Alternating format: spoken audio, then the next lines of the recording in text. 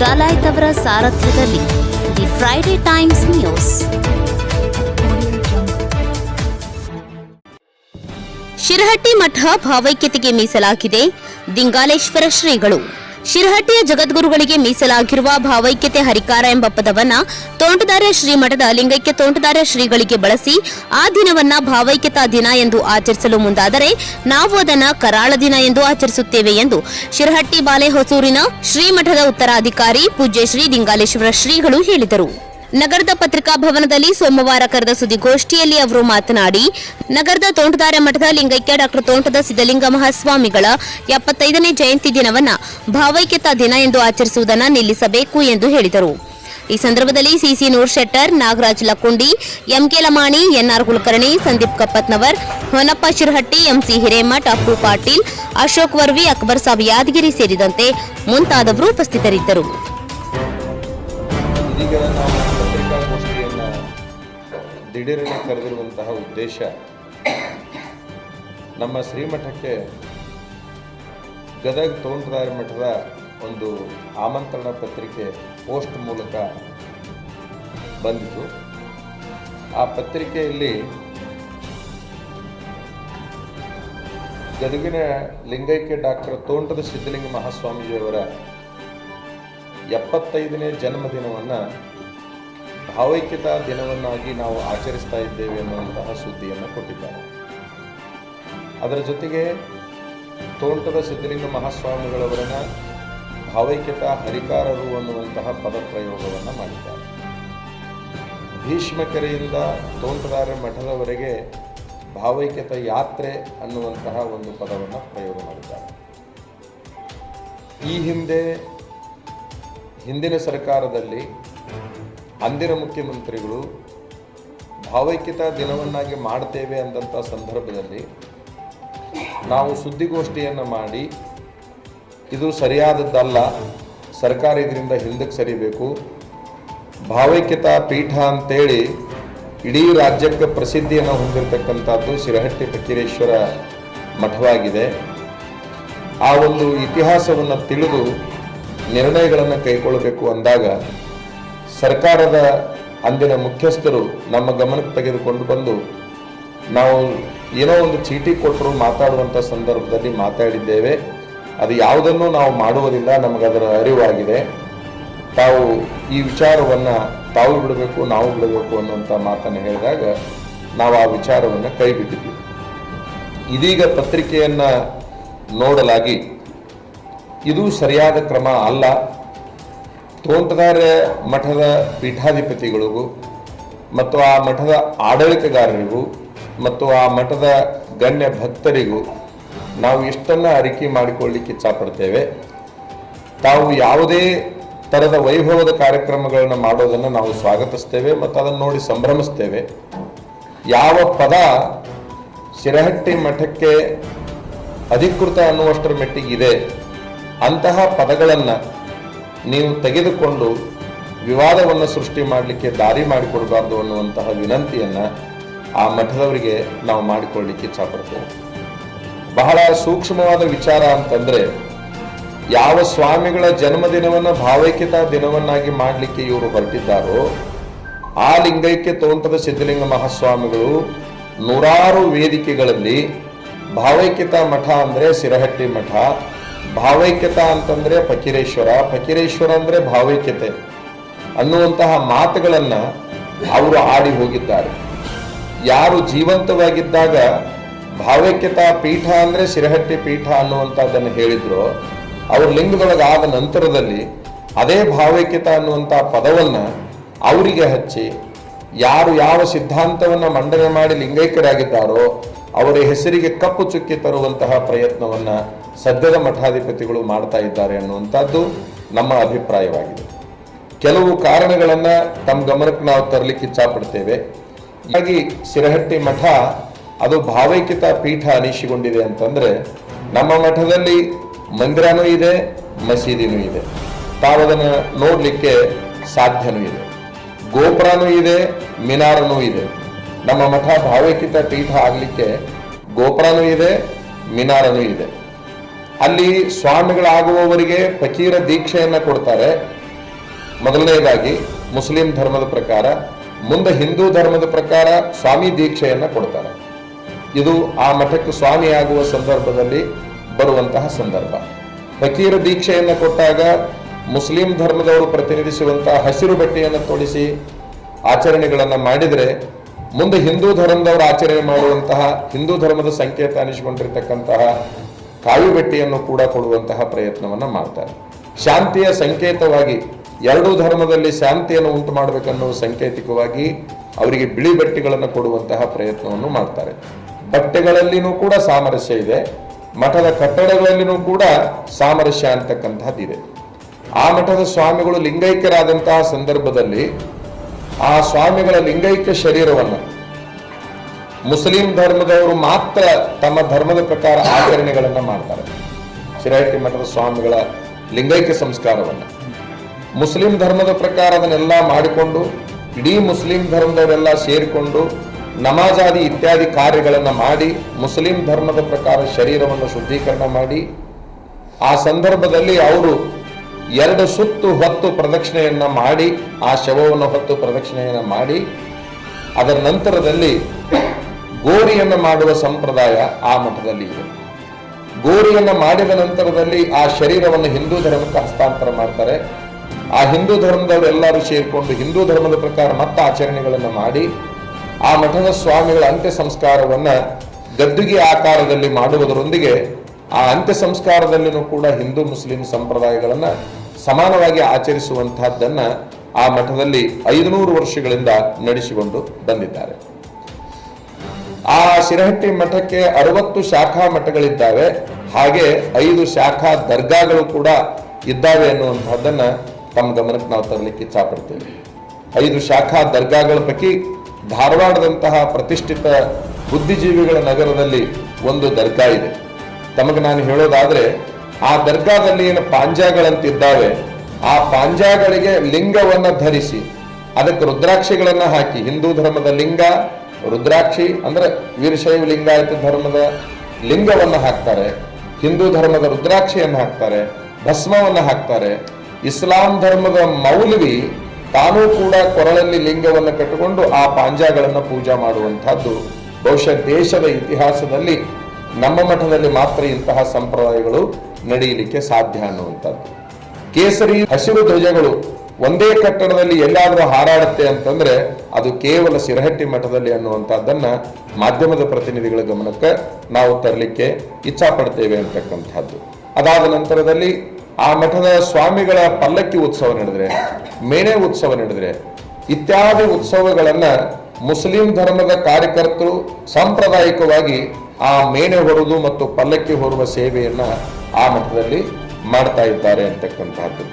ತಮಗೆ ಇನ್ನೂ ಬಹಳ ಮಹತ್ವದ ವಿಚಾರ ಹೇಳೋದಾದ್ರೆ, ಎಲ್ಲಾ ಕಡೆಗೆ ಹಿಂದೂ ಧರ್ಮದ ಒಂದು ಸಂಪ್ರದಾಯವಾಗಿ ವಿಜಯದಶಮಿ ಸಂಪ್ರದಾಯದಲ್ಲಿ ಬನ್ನಿ ಮುಡಿಯುವ ಕಾರ್ಯಕ್ರಮವನ್ನು ಮಾಡಿದರೆ, ಶಿರಹಟ್ಟಿ ಮಠದಲ್ಲಿ ವಿಶೇಷತೆ ಏನ್ ನಡೀತದೆ ಅಂತಂದ್ರೆ, ಗರೀಬ್ ನಾನಾ ದರ್ಗಾ ಅಂತಕ್ಕಂತಹ ಒಂದು ದರ್ಗಾದ ಮುಂದೆ ಮುಸ್ಲಿಂ ಧರ್ಮದವರೆಲ್ಲರೂ ಸೇರಿಕೊಂಡು ಬನ್ನಿ ಮುಡಿಯುವ ಕಾರ್ಯಕ್ರಮವನ್ನು ಏರ್ಪಡಿಸಿದರೆ, ಆ ಮಠದ ಸ್ವಾಮಿಗಳು ಹಿಂದೂ ಧರ್ಮದವ್ರನ್ನೆಲ್ಲರನ್ನು ಕರೆದುಕೊಂಡು ಮಸೀದಿಗೆ ಹೋಗಿ ಅಲ್ಲಿ ಪೂಜಾದಿಗಳನ್ನ ಮಾಡಿ, ಅಲ್ಲಿ ಇಸ್ಲಾಂ ಮತ್ತು ಹಿಂದೂ ಧರ್ಮದ ಸಂಪ್ರದಾಯಗಳನ್ನು ಅನುಸರಿಸಿ ಹಿಂದೂ ಧರ್ಮದ ಪ್ರಕಾರ ಬನ್ನಿಯನ್ನ ಮುಡಿದು, ಆ ಬನ್ನಿಯನ್ನ ಮೊದಲು ಮುಸ್ಲಿಂ ಧರ್ಮದವರಿಗೆ ಇವರು ಕೊಡ್ತಾರೆ, ಮುಸ್ಲಿಂ ಧರ್ಮದವರು ಸ್ವಾಮೀಜಿಯವರಿಗೆ ಕೊಡ್ತಾರೆ. ಇವು ಕೂಡ ನಡೆದುಕೊಂಡು ಬಂದಿರತಕ್ಕಂತಹ ಸಂಪ್ರದಾಯಗಳನ್ನು ತಮ್ಮ ಗಮನಕ್ಕೆ ನಾವು ತರ್ತಾ ಇದ್ದೇವೆ ಅಂತಕ್ಕಂಥದ್ದು. ಬಹಳ ಮುಖ್ಯವಾಗಿ ಹೇಳೋದಂತಂದ್ರೆ, ಆ ಮಠದ ಸ್ವಾಮಿಗಳ ಉಡುಗೆಯಲ್ಲಿನೂ ಕೂಡ, ಅಂದ್ರೆ ಏನು ಬಟ್ಟೆಗಳು ಅಂತ ನಾವು ಕರಿತೀವಿ, ಅಲ್ಲೂ ಕೂಡ ಧರ್ಮಗಳ ಸಾಮರಸ್ಯ ಅಂತಕ್ಕಂಥದ್ದು ಆ ಮಠದ ಸಂಪ್ರದಾಯವಾಗಿದೆ. ತಮಗಿನ್ನೂ ಒಂದು ಹೇಳೋದಾದ್ರೆ, ಒಂದು ಕಡೆಗೆ ಗದ್ದುಗೆಯಲ್ಲಿ ರುದ್ರಾಭಿಷೇಕ ನಡೆದ್ರೆ, ಅದೇ ಮಠದ ಇನ್ನೊಂದು ಭಾಗದಲ್ಲಿ ಮುಸ್ಲಿಂ ಧರ್ಮದ ಪ್ರಕಾರ ಕುರಾನದ ಕೆಲವು ಶ್ಲೋಕಗಳನ್ನು ಹೇಳುವಂತಹ ಸಂಪ್ರದಾಯ ಕೂಡ ಆ ಮಠದಲ್ಲಿ ನಡೀತಾ ಇದೆ ಅಂತಕ್ಕಂಥದ್ದು. ಇನ್ನು ಆಹಾರ ಪದ್ಧತಿಯಲ್ಲಿ ಹೇಳುವುದಾದ್ರೆ, ನಮ್ಮ ಮಠದ ಜಾತ್ರಾ ಸಂದರ್ಭದಲ್ಲಿ ಕೆಲವು ಉರುಸಿನ ಸಂದರ್ಭಗಳಲ್ಲಿ ಒಂದು ಕಡೆಗೆ ಹಿಂದೂ ಧರ್ಮದವರು ಅನ್ನ ಹುಗ್ಗಿ ಸಾಂಬಾರು ಊಟ ಮಾಡ್ತಾ ಇದ್ರೆ, ಮುಸ್ಲಿಂ ಧರ್ಮದವರು ಮಾಂಸಾಹಾರದ ಊಟವನ್ನ ಆ ಮಠದ ಪರಿಸರದಲ್ಲಿ ಅಥವಾ ತಮ್ಮ ಓಣಿಗಳಲ್ಲಿ ಅವತ್ತಿನ ದಿವಸ ಫಕೀರೇಶ್ವರನ ಹೆಸರಿನಲ್ಲಿ ಮಾಡ್ತಕ್ಕಂಥದ್ದು. ಆಹಾರದಲ್ಲೂ ಕೂಡ ಒಂದಿಷ್ಟು ಸಾಮರಸ್ಯಗಳನ್ನು ಕಾಪಾಡಿಕೊಂಡು ಅವರು ಬಂದಿದ್ದಾರೆ ಅಂತಕ್ಕಂಥದ್ದು. ಇನ್ನು ಬಹಳ ಮುಖ್ಯವಾಗಿ ಹೇಳೋದಾದ್ರೆ ಫಕೀರ ಮತ್ತು ಈಶ್ವರ ಅಂತಕ್ಕಂತಹ ಹೆಸರಿನಲ್ಲಿದೆ, ಫಕೀರೇಶ್ವರ ಅನ್ನೋದಲ್ಲೇ ಅವರು ಭಾವೈಕ್ಯತೆ ಎದ್ದು ಕಾಣ್ತದೆ ಅಂತಕ್ಕಂಥದ್ದನ್ನು ಕೂಡ ಇಲ್ಲಿ ತಮ್ಮ ಗಮನಕ್ಕೆ ನಾವು ತರಲಿಕ್ಕೆ ಇಚ್ಛಾ ಪಡ್ತೇವೆ ಅಂತಕ್ಕಂಥದ್ದು. ಆ ಮಠದ ಮೂಲ ಪುರುಷರು ಏನು ಭಾವೈಕ್ಯತಾ ಹರಿಕಾರರಾದ ಫಕೀರೇಶ್ವರ ಅಂತ ಇತಿಹಾಸದುದ್ದಕ್ಕೂ ಕರೆದುಕೊಂಡು ಬಂದಿದ್ದೀವಿ, ಅವರು ಹುಟ್ಟಿದ್ದು ಲಿಂಗಾಯತ ಧರ್ಮದಲ್ಲಿ, ಬೆಳೆದದ್ದು ದರ್ಗಾದಲ್ಲಿ, ಓದಿದ್ದು ದರ್ಗಾದಲ್ಲಿ, ಈ ಧರ್ಮವನ್ನು ಪ್ರತಿನಿಧಿಸಿದ್ದು ಹಿಂದೂ ಮತ್ತು ಮುಸ್ಲಿಂ ಎರಡೂ ಧರ್ಮಗಳನ್ನ ಪ್ರತಿನಿಧಿಸಿರ್ತಕ್ಕಂಥದ್ದನ್ನ ಇಲ್ಲಿ ತಮ್ಮ ಗಮನಕ್ಕೆ ನಾವು ತರಲಿಕ್ಕೆ ಇಚ್ಛಾ ಪಡ್ತೇವೆ ಅಂತಕ್ಕಂಥದ್ದು. ಇನ್ನ ಆ ಒಂದು ಸಂದರ್ಭದಲ್ಲಿ ಆ ಮಠದೊಳಗ ಬಹಳಷ್ಟು ಒಳ್ಳೆ ನಿಯಮಗಳು ನಡೀತಿರ್ತವೆ. ಹಿಂದೂಗಳೆಲ್ಲರೂ ಸೇರಿಕೊಂಡು ಫಕೀರೇಶ್ವರ ಮಹಾರಾಜ್ ಕಿ ಜೈ ಅನ್ನುವಂತಹ ಒಂದು ಸಂಪ್ರದಾಯವನ್ನು ಮಾಡ್ತಾ ಇದ್ರೆ, ಅದೇ ಮುಸ್ಲಿಮರು ಫಕೀರ್ ನಾನಾ ಕಿ ದೋಸ್ತಾರ ಹೋ ದಿನ್ ಅಂತಕ್ಕಂತಹ ದೀನ್ಗಳನ್ನು ಮತ್ತು ಜೈಕಾರಗಳನ್ನು ಒಂದೇ ವೇದಿಕೆಯಲ್ಲಿ ಒಂದೇ ಉತ್ಸವದಲ್ಲಿ ಹಾಕುವ ಏಕೈಕ ಭಾವೈಕ್ಯತಾ ಪೀಠ ಅಂತಂದ್ರೆ ಅದು ಶಿರಹಟ್ಟಿ ಫಕೀರೇಶ್ವರ ಪೀಠ ಅಂತಕ್ಕಂಥದ್ದನ್ನ ನಾಡಿನ ಜನರ ಗಮನಕ್ಕೆ ನಾವು ತರಲಿಕ್ಕೆ ಇಚ್ಛಾ ಪಡ್ತೇವೆ ಅಂತಕ್ಕಂಥದ್ದು. ಇನ್ನ ಆ ಒಂದು ಮಠದ ಭಕ್ತರು ಫಕೀರೇಶ್ವರರ ಹೆಸರನ್ನ ಯಾವ ರೀತಿ ಸಾಂಪ್ರದಾಯಿಕವಾಗಿ ಮಕ್ಕಳಿಗೆ ಬಳಸ್ತಾ ಇದ್ದಾರೆ ಅಂತಂದ್ರೆ, ಫಕೀರಪ್ಪ ಅಂತೇಳಿ ಹಿಂದೂಗಳು ಬಳಸ್ತಾರೆ ಗಂಡಸು ಮಕ್ಕಳಿಗೆ, ಹೆಣ್ಣು ಮಕ್ಕಳಿಗೆ ಫಕೀರವ್ವ ಅನ್ನುವಂತಹ ಹೆಸರನ್ನ ಬಳಸ್ತಾರೆ. ಅದರ ಜೊತೆಗೆ ಮುಸ್ಲಿಂ ಧರ್ಮದವರು ಫಕ್ರು ಸಾಬ ಅಂತ ಗಂಡಸರಿಗೆ ಬಳಸಿದೆ, ಫಕ್ರುಮಾ ಅಂತೇಳಿ ಹೆಣ್ಣಿಗೆ ಬಳಸಿಕೊಂಡು ಅವರೆಲ್ಲರೂ ಸೇರಿ ಒಂದೇ ಜಾಗದಲ್ಲಿ ಭಾವೈಕ್ಯತೆಯನ್ನ ಸಾರುವಂತಹ ಸಂಪ್ರದಾಯವನ್ನ ಬಹುಶಃ 16ನೇ ಶತಮಾನದಿಂದ ಇಲ್ಲಿಯವರೆಗೆ ನಡೆದುಕೊಂಡು ಬಂದಿರತಕ್ಕಂತಹದ್ದನ್ನ ತಮ್ಮೆಲ್ಲರ ಗಮನಕ್ಕೆ ನಾವು ತರಲಿಕ್ಕೆ ಇಚ್ಛಾ ಪಡ್ತೇವೆ. ಇನ್ನು ಆ ಮಠದ ಸ್ವಾಮಿಗಳು ಉಡುಗೆಯಲ್ಲಿ ನಾನು ಹೇಳಿದೆ, ಅಲ್ಲಿ ಕೇವಲ ಲಿಂಗಾಯತ ಧರ್ಮದ ವಿರಕ್ತ ಉಡುಗೆಗಳು ಅಲ್ಲಿಲ್ಲ, ಅಲ್ಲಿ ಎಲ್ಲಾ ಧರ್ಮವನ್ನು ಸಮನ್ವಯಗೊಳಿಸ್ತಕ್ಕಂತಹ ಉಡುಗೆಗಳು ಇದ್ದಾವೆ ಅಂತಕ್ಕಂಥದ್ದು. ಇದೀಗ ನಾನು ಏನು ಯಾದಿಯನ್ನ ಮಾಡಿ ಹೇಳಿದೆ, ಈ ಎಲ್ಲ ಯಾದಿಗಳ ಪ್ರಕಾರ ತೋಂಟದ ಸಿದ್ಧಲಿಂಗ ಸ್ವಾಮಿಗಳ ನಡೆ ಇರಲಿಲ್ಲ ಅಂತಕ್ಕಂಥದ್ದನ್ನ ಈ ಸಂದರ್ಭದಲ್ಲಿ ಹೇಳಲಿಕ್ಕೆ ಚಾಪಡ್ತೇವೆ. ತೋಂಟದಾರ್ಯ ಮಠ ಇತಿಹಾಸದುದ್ದಕ್ಕೂ ಅದು ವಿರಕ್ತ ಪೀಠ ಅನಿಸಿಕೊಂಡಿದೆಯೇ ಹೊರತಾಗಿ ಭಾವೈಕ್ಯತೆ ಪೀಠ ಅನಿಸಿಕೊಂಡಿಲ್ಲ, ಅವರು ಭಾವೈಕ್ಯತೆ ಸ್ವಾಮಿಗಳು ಅನಿಸಿಕೊಂಡಿಲ್ಲ ಅಂತಕ್ಕಂಥದ್ದನ್ನ ನಾಡಿನ ಪ್ರಜ್ಞಾವಂತರ ಗಮನಕ್ಕೆ ನಾವು ತರಲಿಕ್ಕೆ ಇಚ್ಛಾ ಪಡ್ತೇವೆ, ಮಠದ ಅಭಿಮಾನಿಗಳ ಗಮನಕ್ಕೆ ನಾವು ತರಲಿಕ್ಕೆ ಇಚ್ಛಾ ಪಡ್ತೇವೆ ಅಂತಕ್ಕಂಥದ್ದು. ಬಹಳ ಸೂಕ್ಷ್ಮವಾಗಿ ಹೇಳೋದಾದ್ರೆ, ಯಡಿಯೂರು ಸಿದ್ಧಲಿಂಗೇಶ್ವರರಿಂದ ಪ್ರಾರಂಭಗೊಂಡಿರ್ತಕ್ಕಂತಹ ತೋಂಟದಾರ್ಯ ಮಠದ ಸಂಪ್ರದಾಯ ಅಲ್ಲಿ ಕೇವಲ ಲಿಂಗಾಯತ ಧರ್ಮವನ್ನ ವೀರಶೈವ ಧರ್ಮವನ್ನ ಪ್ರತಿನಿಧಿಸಿರ್ತಕ್ಕಂಥದ್ದು ಇತಿಹಾಸದುದ್ದಕ್ಕೂ ಕಾಣ್ತದೆ. ಆ ಮಠದ ಸಮಗ್ರ ಸಂಪ್ರದಾಯವನ್ನು ಬದಲಾಯಿಸಿ ಈಗಿರುವ ಸದ್ಯದ ಮಠಾಧಿಪತಿಗಳು ಪೂರ್ಣ ಸಂಪ್ರದಾಯಕ್ಕೆ ವ್ಯತಿರಿಕ್ತವಾದ ಒಂದು ಸಂಪ್ರದಾಯವನ್ನು ಹುಟ್ಟು ಹಾಕ್ತಕ್ಕಂಥದ್ದು ಆ ಪರಂಪರೆಗೆ ದ್ರೋಹ ಮಾಡ್ತಾ ಇದ್ದಾರೆ. ನಮ್ಮ ಪರಂಪರೆಯನ್ನ ಕಸಿದುಕೊಳ್ಳುವ ಒಂದು ಹುನ್ನಾರವನ್ನ ಅವರು ಮಾಡಿದ್ದಾರೆ ಅಂತಕ್ಕಂಥದ್ದನ್ನು ಕೂಡ ಈ ಸಂದರ್ಭದಲ್ಲಿ ತಮ್ಮೆಲ್ಲರ ಗಮನಕ್ಕೆ ನಾವು ತರಲಿಕ್ಕೆ ಇಚ್ಛಾ ಪಡ್ತೇವೆ. ಇಂದು ನಾವು ಪತ್ರಿಕಾಗೋಷ್ಠಿಯನ್ನ ಮಾಡಿದಂತಹ ಸಂದರ್ಭದಲ್ಲಿ ನಾವೇನು ಹೇಳಿದ್ವಿ ಅಂತಂದ್ರೆ, ಒಂದಾಗಿರ್ತಕ್ಕಂತಹ ವೀರಶೈವ ಮತ್ತು ಲಿಂಗಾಯತ ಧರ್ಮವನ್ನ ಅದು ಹಾಗಲ್ಲ, ಆ ವೀರಶೈವನೇ ಬೇರೆ ಲಿಂಗಾಯತನೇ ಬೇರೆ ಅನ್ನುವಂತಹ ಒಂದು ಮುಂದಾಳತನವನ್ನು ವಹಿಸಿಕೊಂಡು ಆ ಇರುವ ಒಂದು ಧರ್ಮವನ್ನ ಎರಡು ಧರ್ಮ ಮಾಡ್ತಕ್ಕಂಥವ್ರು ಅವರಾಗಿದ್ರು ಅಂತಕ್ಕಂಥದ್ದನ್ನ ಇಲ್ಲಿ ನಾವು ನೆನಪಿಸಿಕೊಳ್ತೇವೆ.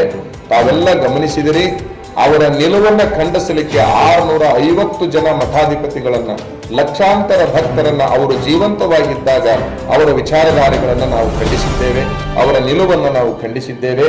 ಈಗ ಅವರು ಲಿಂಗೈಕ್ಯರಾಗಿ ಹೋದ ಮೇಲೆ ನಾನು ಆ ಸ್ವಾಮಿಗಳಿಗಾಗ್ಲಿ ಆ ಮಠದ ಭಕ್ತರಿಗಾಗ್ಲಿ ಏನು ಹೇಳ್ಕೊಳ್ಳಕ್ ಕಳಕಳಿಯಿಂದ ಏನು ಹೇಳ್ಕೊಳ್ಳಕ್ ಇಚ್ಛಾ ಪಡ್ತೀನಿ ಅಂತಂದ್ರೆ, ಲಿಂಗೈಕ್ಯ ಸ್ವಾಮಿಗಳ ಆದರ್ಶ ಗುಣಗಳನ್ನ ಮಾತ್ರ ಈ ಸಮಾಜಕ್ಕೆ ಎತ್ತಿ ತೋರಿಸಿ ಅವರನ್ನ ಪೂಜ್ಯರನ್ನಾಗಿ ಮಾಡುವ ಪ್ರಯತ್ನವನ್ನ ತಾವು ಮಾಡಬೇಕು.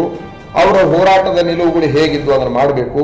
ಅವರು ಇದ್ದಾಗ ಯಾವುದನ್ನ ಪ್ರತಿಪಾದನೆ ಮಾಡಿದ್ರೋ ಅದರ ವಿರುದ್ಧ ಅವರ ಹೆಸರಿನ ಮೇಲೆ ಈ ರೀತಿ ಮಾಡಿ ಮಠಗಳಲ್ಲಿ ಗೊಂದಲಗಳನ್ನು ಸೃಷ್ಟಿ ಮಾಡುವ ಕೆಲಸವನ್ನ ಮಾಡುವುದರ ಬದಲಿ ಏನು ಪುಣ್ಯತಿಥಿ ಅನ್ನುವಂತಹ ಶಬ್ದವನ್ನ ಪ್ರಯೋಗ ಮಾಡಲಿ, ಜಯಂತಿ ಅನ್ನುವಂತಹ ಶಬ್ದವನ್ನ ಪ್ರಯೋಗ ಮಾಡಲಿ, ಇನ್ನೂ ಸಾವಿರಾರು ಪದ ಪ್ರಯೋಗಗಳನ್ನು ಮಾಡಿದ್ರೆ ನಮ್ಮ ಯಾವುದೇ ಅಭ್ಯಂತರ ಇಲ್ಲ ಅಂತಕ್ಕಂಥದ್ದನ್ನು ಈ ಸಂದರ್ಭದಲ್ಲಿ ಹೇಳಿಕೊಂಡು, ಪೂಜ್ಯರ ಜಯಂತಿ ಮಹೋತ್ಸವ ಅದು ವಿವಾದಿತ ಆಗಲಾರ್ದಂಗ ಆ ಮಠದ ಮಠಾಧಿಪತಿಗಳು ನೋಡಿಕೊಂಡು ಅದು ಅತ್ಯಂತ ಆದರ್ಶ ಜಯಂತಿ ಆಗಬೇಕು, ಆ ನಿಟ್ಟಿನೊಳಗೆ ಅವರು ತಮ್ಮ ಕೆಲವು ನಿಲುವುಗಳನ್ನ ಬದಲಾವಣೆ ಮಾಡಿಕೊಳ್ಬೇಕು ಅನ್ನುವಂತಹ ವಿನಂತಿಯನ್ನ ಈ ಸಂದರ್ಭದಲ್ಲಿ ನಾವು ಪತ್ರಿಕಾ ಮಾಧ್ಯಮದವರ ಮೂಲಕ ಅವರ ಗಮನಕ್ಕೆ ತರ್ತಾ ಇಲ್ಲ.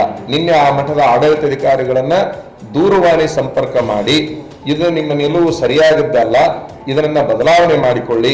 ಯಾವ ಕಾರಣಕ್ಕಾಗಿ ಇತ್ತಿತ್ತಲಾಗಿ ಆ ಪದ ಪ್ರಯೋಗವನ್ನ ಮಾಡ್ತಾ ಇದ್ದೀರಿ, ಆ ಪದ ಶಿರಹಟ್ಟಿ ಮಠಕ್ಕೆ ಮೀಸಲಾಗಿರ್ತಕ್ಕಂಥದ್ದು ಅನ್ನುವಷ್ಟರ ಮಟ್ಟಿಗೆ ಆ ಸಂಪ್ರದಾಯ ನಡ್ಕೊಂಡು ಬಂದಿದೆ.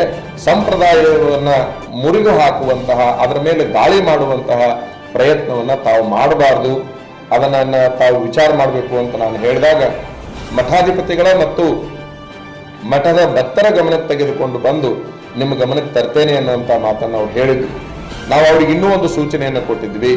ಒಂದು ವೇಳೆ ನೀವು ಬದಲಾವಣೆ ಮಾಡಿಕೊಂಡು ನಮ್ಮ ಗಮನಕ್ಕೆ ತರದೇ ಇದ್ದಲ್ಲಿ ನಾವು ಈ ವಿಚಾರವನ್ನು ಬಹಿರಂಗಪಡಿಸ್ತೇವೆ ಅಂತಕ್ಕಂಥ ಸೂಚನೆಯನ್ನು ಕೂಡ ಅವರಿಗೆ ನಾವು ಕೊಟ್ಟಿದ್ವಿ. ನಿನ್ನೆ ರಾತ್ರಿ ಮಲಗುವವರೆಗೆ ನಾವು ಸಮಯವನ್ನು ಕಾದಿವಿ. ಆ ಕಡೆಯಿಂದ ಯಾವುದೇ ಮಾಹಿತಿ ಬರದೇ ಇರೋದ್ರಿಂದ ಈ ವಿಚಾರವನ್ನ ಸಮಾಜದ ಮುಂದಿಡ್ತಾ ಇದ್ದೇವೆ. ಮತ್ತೊಂದು ಸಾರೆ ಪತ್ರಿಕಾಗೋಷ್ಠಿಯಲ್ಲಿ ಆ ಮಠದ ಸ್ವಾಮಿಗಳಿಗೆ ನಾವು ವಿನಂತಿ ಮಾಡಿಕೊಳ್ತೇವೆ, ತಾವು ಬಂದ ನಂತರದಲ್ಲಿ ಆ ಮಠದ ಸಂಪ್ರದಾಯಗಳನ್ನು ಮುಂದುವರಿಸಿಕೊಂಡು ಹೋಗಬೇಕು.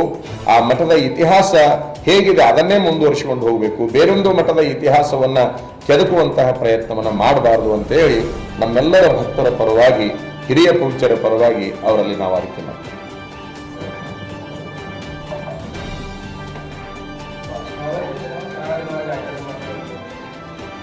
ಈ ಒಂದು ನಾವೀಗೇನು ಕೆಲವು ವಿಚಾರಗಳನ್ನು ತಮ್ಮ ಮುಂದಿಟ್ಟಿದ್ದೇವೆ, ಆ ಒಂದು ವಿಚಾರಕ್ಕೆ ಅವರು ಸ್ಪಂದಿಸದೇ ಇದ್ದಲ್ಲಿ ಅದು ಈಗ ಸೌಜನ್ಯಯುತವಾದ ಬೇಡಿಕೆಯಾಗಿದೆ. ಈ ಸೌಜನ್ಯಯುತವಾಗಿರುವಂತಹ ಬೇಡಿಕೆಯನ್ನು ತಿರಸ್ಕಾರ ಮಾಡಿದಲ್ಲಿ ಅದು ಬೇರೊಂದು ರೂಪವನ್ನು ತಾಳುವ ನಿರ್ಧಾರವನ್ನು ನಾನು ತೆಗೆದುಕೊಂಡಿಲ್ಲ, ಭಕ್ತರು ತೆಗೆದುಕೊಂಡಿದ್ದಾರೆ. ಭಕ್ತರ ಮಧ್ಯದಲ್ಲಿ ಘರ್ಷಣೆಗೆ ಅವಕಾಶವನ್ನು ಮಾಡಿಕೊಡಬಾರದು ಅಂತ ಹೇಳಿ ನಾನು ಆ ಪೂಜ್ಯರಲ್ಲಿ ವಿನಂತಿಯನ್ನು ಮಾಡಿಕೊಳ್ಳಲಿಕ್ಕೆ ಬಂದಿದ್ದೇನೆ. ಅದು ಭಕ್ತರ ನಿರ್ಧಾರ ತೆಗೆದುಕೊಂಡಿರ್ತಕ್ಕಂಥದ್ದನ್ನ ತಮ್ಮ ಕೈಯಾಗ ಅವರು ಕೊಟ್ಟಿದ್ದಾರೆ. ಆ ನಿರ್ಧಾರಕ್ಕೆ ಅವಕಾಶ ಮಾಡಿಕೊಡಬಾರದು. ಪ್ರಜ್ಞಾವಂತರು ಉಣಿಸಿಕೊಂಡಿರುವಂತಹ ಸ್ವಾಮಿಗಳು ಅಂತಹ ನಿರ್ಧಾರಗಳಿಗೆ ಅವಕಾಶ ಮಾಡಿಕೊಡಬಾರದು ಅಂತ ನನ್ನ ಬೇಡಿಕೆಯಾಗಿದೆ.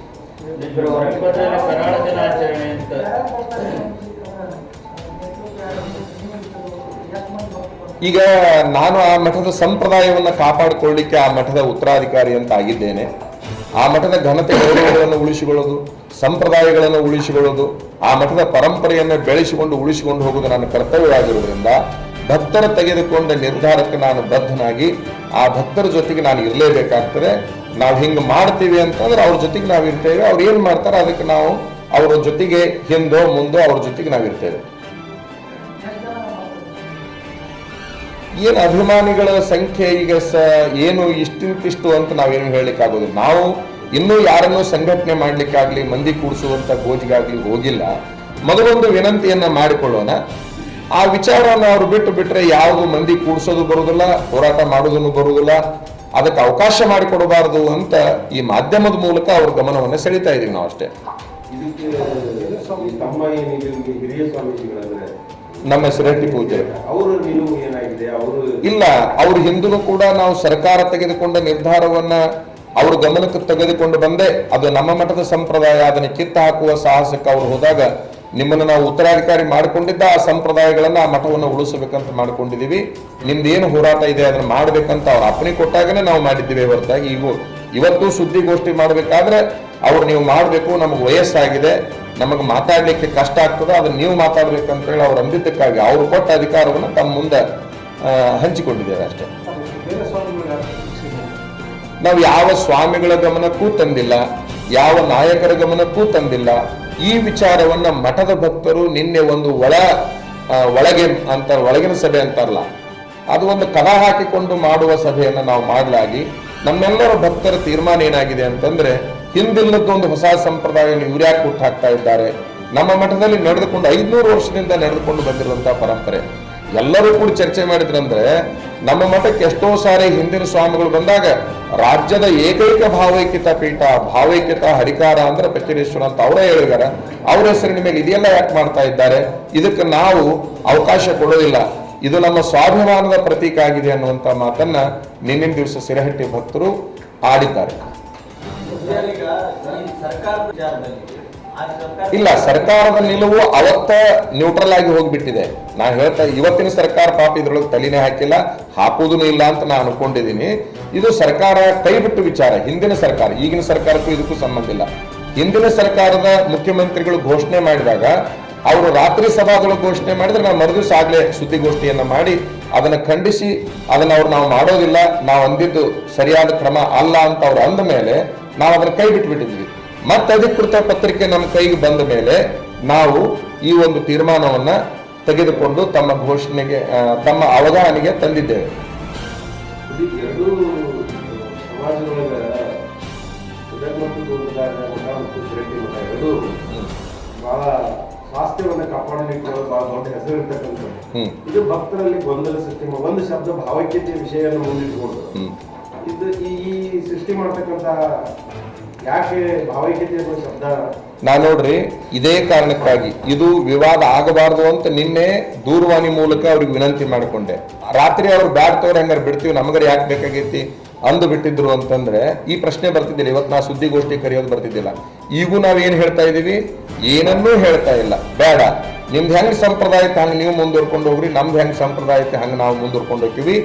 ನಮ್ಮ ಸಂಪ್ರದಾಯದ ಒಂದು ವ್ಯವಸ್ಥೆಯ ಮೇಲೆ ದಾಳಿ ಮಾಡುವ ಪ್ರಯತ್ನವನ್ನು ನೀವು ಮಾಡಬೇಡ್ರಿ ಅಂತ ಹೇಳಕತ್ತೀವಿ. ನಾವು ಅವ್ರಿಗೆ ಬೇಡ್ಕೊಳ್ಳಾಕತ್ತೀವಿ.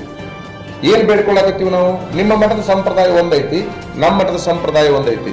ವಿರಕ್ತ ಸಂಪ್ರದಾಯ ನಿಮ್ಮದು, ಭಾವೈಕ್ಯತಾ ಸಂಪ್ರದಾಯ ಸೂಫಿಗಳ ಸಂಪ್ರದಾಯ ನಮ್ದು. ನಾವು ಇನ್ನೊಂದು ಮಾತು ಕೇಳಿದ್ರು ಅವರು, ಭಾವೈಕ್ಯತೆ ಶಬ್ದ ಬಳಸ್ಕೊಳ್ಳಿಕ್ಕೆ ನಮಗೆ ಅಧಿಕಾರ ಇಲ್ಲನು ಅಂತ ಹೇಳಿದ್ರು. ನಾನು ಅವ್ರಿಗೆ ಮುಕ್ತವಾಗಿ ಹೇಳಿದೆ, 100ಕ್ಕೆ 100 ಬಳಸ್ರಿ ನೀವು.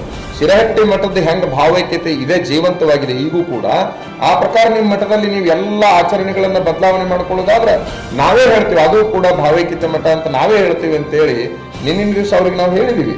ಈಗೂ ಕೂಡ ಮಾಧ್ಯಮದ ಪ್ರತಿನಿಧಿಗಳ ಪ್ರಕಾರ ನಾವು ಹೇಳ್ತೀವಿ, ಬೆಟ್ಟಗಳಲ್ಲಿ ಶಿರಹಟ್ಟಿ ಮಠದಂಗ ಅವ್ರು ಬರಲಿ, ಹಿಂದೂ ಮುಸ್ಲಿಂ ಸಂಪ್ರದಾಯಗಳನ್ನು ತೆಗೆದುಕೊಂಡು ಅವ್ರು ಬರಲಿ, ಎಲ್ಲ ಹಿಂದೂ ಧರ್ಮದ ಒಳಪಂಗಡಗಳನ್ನು ಒಂದಾಗಿ ಕಾಣುವಂತ ಸಂಪ್ರದಾಯ ಮಠದಲ್ಲಿ ಏನೈತಿ, ಎಲ್ಲಾ ಕ್ರಮಗಳನ್ನ ಭಾವೈಕ್ಯತಾ ಕ್ರಮಗಳನ್ನ ಅವರು ಆಚರಿಸುವುದಾದ್ರೆ, ಕೇವಲ ಬಾಯಾಗಿ ಹೇಳುವುದಲ್ಲ, ನಡೆ ಮತ್ತು ನುಡಿ ಎರಡೂ ಒಂದಾಗಿ ಆ ಮಠದಲ್ಲಿ ನಡೆಯುವುದಾದ್ರೆ ನಾವೇ ಸ್ವತಃ ಆ ಮಠದಲ್ಲಿ ಭಾವೈಕ್ಯತಾ ಮಠ ಅಂತ ನಾವೇ ಹೇಳ್ತೀವಿ ಬಂದು.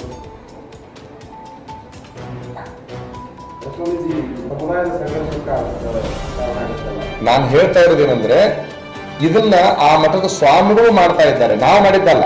ಇದನ್ನ ನಾವು ಮಾಡಿದ್ದಲ್ಲ, ಅವ್ರ ಅಧಿಕೃತ ಕಾರ್ಯಕ್ರಮವನ್ನ ಘೋಷಣೆ ಮಾಡಿದ್ದಾರೆ. ಹಿಂದಿಲ್ಲದ ಅವ್ರ ಮಠಕ್ಕೂ 500 ವರ್ಷದ ಸಂಪ್ರದಾಯ ಇತ್ತು, ನನಗೆ ಗೊತ್ತು. ಸಿದ್ಧಲಿಂಗೇಶ್ವರರು ಆ ಹಳೆ ಕಾಲದಲ್ಲಿ ಇದ್ದವರು, ಅಲ್ಲಿಂದ ಇಲ್ಲಿಯವರೆಗೆ ಇಲ್ಲದ ಒಂದು ಹೊಸ ಸಂಪ್ರದಾಯವನ್ನು ಅವರು ಹುಟ್ಟು ಹಾಕ್ತಾ ಇದ್ದಾರಲ್ಲ, ಅದು ಆ ಮಠಕ್ಕೆ ಮಾಡುವ ದ್ರೋಹವೂ ಹೌದು, ಈ ಮಠಕ್ಕೆ ಮಾಡುವ ದ್ರೋಹವೂ ಹೌದು. ಇದು ಸರಿಯಾದದ್ದಲ್ಲ ಅಂತೇಳಿ ಅವ್ರ ಗಮನಕ್ಕೆ ನಾವು ತರ್ತಾ ಇದ್ದೀವಿ. ನಾವು ಸಂಘರ್ಷಕ್ಕೆ ಈಡು ಮಾಡಬಾರ್ರಿ ಅಂತ ಅವ್ರಿಗೆ ಕೇಳ್ಕೊಳ್ತಾ ಇದ್ದೀವಿ, ವಿನಂತಿ ಮಾಡ್ಕೊಳ್ತಾ ಇದ್ದೀವಿ, ಭಿನ್ನ ಮಾಡ್ತಾ ಇದ್ದೀವಿ. ಅಲ್ಲ ಸರ್, ಈ ಸಂಪ್ರದಾಯಕ್ಕಿಂತ ಅವ್ರು ಮಾಡಿರೋ ಕೆಲಸನ ಗಮನಿಸಿ ಆ ಥರ ಆಚರಣೆ ಮಾಡ್ತಾ ಇದ್ರು. ಯಾವ ಕೆಲಸ ಮಾಡಿರೋದು ಅವರಿಗೆ ಪ್ರಶಸ್ತಿ ಬಂತು ಅಲ್ಲ.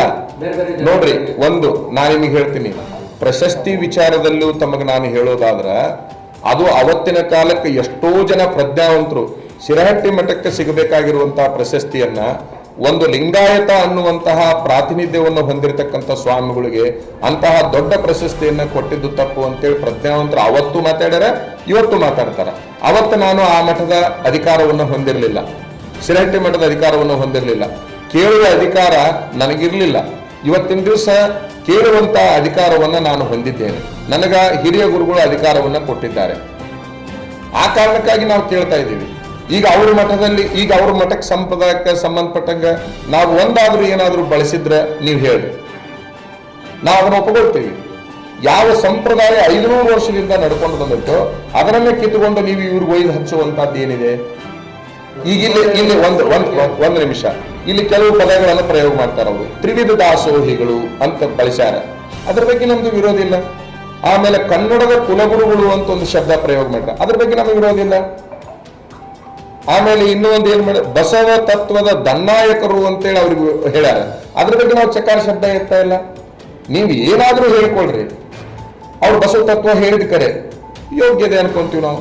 ಕನ್ನಡದ ಪುಸ್ತಕಗಳ ಕೆಲಸ ಮಾಡ್ಯಾರ, ಅವ್ರು ಕನ್ನಡದ ಬಗ್ಗೆ ಅವ್ರನ್ನ ಮಾತಾಡಿದ್ದು ಸರಿ ಐತಿ ಅಂತ ನಾವು ಒಪ್ಕೊಂತೀವಿ. ತ್ರಿವಿಧ ದಾಸೋಹ ಮಾಡ್ಯಾರ, ಒಪ್ಕೊಳ್ತೀವಿ ನಾವು ಅವರ ಎಲ್ಲದನ್ನೂ ವಿಚಾರಗಳನ್ನು ಒಪ್ಕೊಳ್ತೀವಿ. ಹೊಸದಾಗಿ ಭಾವೈಕ್ಯತಾ ದಿನಾಚರಣೆ ಅಂತ ಮಾಡಿದ್ರಲ್ಲ, ಇದು 2 ಮಠಗಳಲ್ಲಿ ಸಂಘರ್ಷವನ್ನು ಹುಟ್ಟು ಹಾಕಲೇಬೇಕು, ಮಠಗಳಲ್ಲಿ ಜಗಳವನ್ನು ಹಚ್ಚುವ ಕೆಲಸ ಮಾಡಲೇಬೇಕಂತೇಳಿ ಮಾಡಿದ ಪತ್ರಿಕೆ ಆಗಿರೋದ್ರಿಂದ ಇದು ಸರಿಯಲ್ಲ ಅನ್ನುವಂತಹ ಒಂದು ವಿಚಾರವನ್ನ ಮಾಧ್ಯಮದವ್ರ ಮುಂದೆ, ಸಮಾಜದವ್ರ ಮುಂದೆ ನಾವು ಇಡಾಕ್ ಬಂದಿವಿ. ಬೇಡ, ಈ ಸಂಘರ್ಷಕ್ಕೆ ಅವಕಾಶ ಮಾಡಿಕೊಡ್ಬೇಡ್ರಿ. ಒಂದ್ ಕಡೆ ಅದ್ರೊಳಗೆ ನಾನು ಹೇಳೋದಿಷ್ಟೇ, ಈಗ ಬ್ರೀಫ್ ಆಗಿ ಕೊಡ್ಲಿಕ್ಕೆ ಯಾವುದು ನಾನು ಇಲ್ಲ ಸಲ್ಲದ ವಿಚಾರಗಳನ್ನ ಕೊಟ್ಟಿದ್ದಿಲ್ಲ, ಎಲ್ಲದನ್ನು ಕೂಡ ಬ್ರೀಫ್ ಆಗಿ ಕೊಟ್ಟಿದ್ದೀನಿ, ವಿಸ್ತಾರವಾಗಿ ನಾನು ಕೊಟ್ಟಿಲ್ಲ. ಕೊಟ್ಟ ಮಾಹಿತಿಯನ್ನ ತಾವು ಸಮಾಜದ ಮುಂದೆ, ಜನರ ಮುಂದೆ ಇಡಬೇಕಂತೇಳಿ ಕಳಕಳಿ ವಿನಂತಿ. ಹಿಂದಿನ ಮುಖ್ಯಮಂತ್ರಿಗಳು ಬಂದಾಗ ಶಿರಹಟ್ಟಿ ಫಕೀರೇಶ್ವರರ ಜಾತ್ರಾ ಮಹೋತ್ಸವದ ದಿನ ಏನೈತಲ್ಲ, ಆಗಿ ಹುಣ್ಣಿಮೆ ಅಂತೇಳಿ ರಥೋತ್ಸವದ ದಿನ, ಆ ದಿನವನ್ನ ಭಾವೈಕ್ಯತಾ ದಿನವನ್ನಾಗಿ ಮಾಡಬೇಕು ಅಂದಾಗ ಮಾತ್ರ ಅದು ಸೂಕ್ತ ನಿರ್ಧಾರ ಆಗುತ್ತೆ ಅಂತೇಳಿ ನಮ್ಮ ಮಠದಿಂದ ಹಿಂದಿನ ಮುಖ್ಯಮಂತ್ರಿಗಳು ಮನವಿ ಕೊಟ್ಟಿವಿ. ಅನಿವಾರ್ಯವಾಗಿ ಈಗಿನ ಮುಖ್ಯಮಂತ್ರಿಗಳಿಗೂ ಕೂಡ ಮನವಿಯನ್ನು ಸಲ್ಲಿಸ್ತೇವೆ.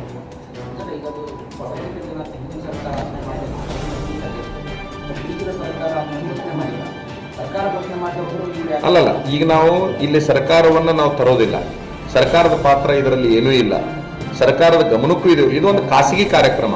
ಹಿಂದೆ ಸರ್ಕಾರ ಮಾತಾಡಿತ್ತು, ಸರ್ಕಾರದ ವಿರುದ್ಧ ಮಾತಾಡಿದ್ವಿ. ಈಗ ಖಾಸಗಿ ಅವರು ಮಾತಾಡ್ತಾ ಇದ್ದಾರೆ, ಖಾಸಗಿ ಅವರ ವಿರುದ್ಧ ನಾವು ಮಾತಾಡ್ತಾ ಇದ್ವಿ. ಇದು ಸರ್ಕಾರಕ್ಕೂ ಇದಕ್ಕೂ ಸಂಬಂಧ ಇಲ್ಲ, ಯಾವುದೇ ರಾಜಕೀಯ ನಾಯಕರಿಗೂ ಇದಕ್ಕೂ ಸಂಬಂಧ ಇಲ್ಲ, ಯಾವುದೇ ಪಕ್ಷಗಳಿಗೂ ಇದಕ್ಕೂ ಸಂಬಂಧ ಇಲ್ಲ, ಆಡಳಿತದ ಸರ್ಕಾರಕ್ಕೂ ಇದಕ್ಕೂ ಸಂಬಂಧ ಇಲ್ಲ. ಇದು ಖಾಸಗಿಯ ನಿರ್ಧಾರ, ಇದು ಖಾಸಗಿಯಾಗಿ ನಾವು ಹೇಳಕತ್ತೀವಿ.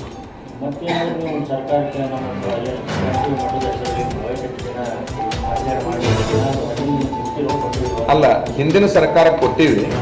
ಹಿಂದಿನ ಸರ್ಕಾರದ ಮುಖ್ಯಮಂತ್ರಿಗಳು ಯಾವಾಗ ಆ ಮಠಕ್ಕೆ ಬರುವ ಸಂದರ್ಭ ಬರ್ತದೋ, ನಾವು ಯಾವಾಗ ಮುಖ್ಯಮಂತ್ರಿಗಳನ್ನ ಸಂಪರ್ಕ ಮಾಡುವ ಸಂದರ್ಭ ಬರ್ತದೋ ಅವಾಗ ನಾವು ಕೊಡ್ತೀವಿ.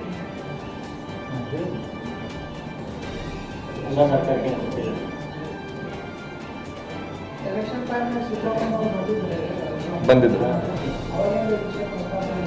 ಅವರ ಆ ಮಠದ ಸಂಪ್ರದಾಯ ನೋಡಿ, ಇಂಥದ್ದೊಂದು ಮಠ ರಾಜ್ಯದಲ್ಲಿ ಇರೋದೇ ನನಗೆ ಬಹಳ ಆಶ್ಚರ್ಯ ಆಗಿದೆ.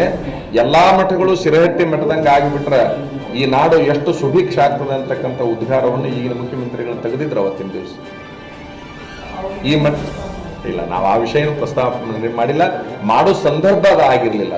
ಅವರು ಬೇರೊಂದು ಖಾಸಗಿ ಅವರ ಪಕ್ಷದ ಕಾರ್ಯಕ್ರಮಕ್ಕೆ ಬಂದು ಸಹಜ ಭೇಟಿ ಮಠಕ್ಕೆ ಕೊಟ್ಟಾಗ ನಾವು ಅಂತದ್ದು ಎತ್ತದು ಒಳ್ಳೇದಲ್ಲ ಅಂತೇಳಿ ಯಾವ ವಿಚಾರಗಳನ್ನು ನಾವು ಎತ್ತಿಲ್ಲ. ಅವರಿಗೊಂದು ಸೌಜನ್ಯಯುತವಾಗಿ ರಾಜ್ಯದ ಒಬ್ಬ ಪ್ರತಿಷ್ಠಿತ ನಾಯಕರು ಬಂದಾರಂತೇಳಿ ನಾವು ಹಿರಿಯ ಗುರುಗಳು, ಮಠದ ಭಕ್ತರು ಗೌರವ ಸಮರ್ಪಣೆ ಮಾಡಿ ಕಳಿಸಿವೆ ಅಷ್ಟೇ. The Friday Times news Gadag.